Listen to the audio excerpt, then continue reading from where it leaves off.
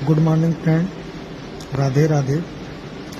आप सबको आज की तारीख तो सबको याद होगी। आज 14 फरवरी है। आज के दिन हमारे भारत के 40 जवान शहीद हुए थे।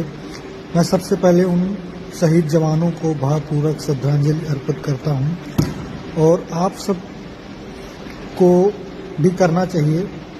कहीं न कहीं हमारे देश की रक्षा को करते करते पुलवामा में जो अचानक से हमारे जवानों के साथ अटैक हुआ था, तो कहीं न कहीं हम सब तब सुरक्षित हैं जब वो रात दिन बॉर्डर पे रहते हैं। कहीं न कहीं अगर वह जवान हमारे बॉर्डर पर सुरक्षा नहीं करें तो हम सब सुरक्षित नहीं हैं। इसलिए आप सब लोग भी आज हमारे जो शहीद हुए जवानों को भावपूर्वक श्रद्धांजलि में थैंक यू।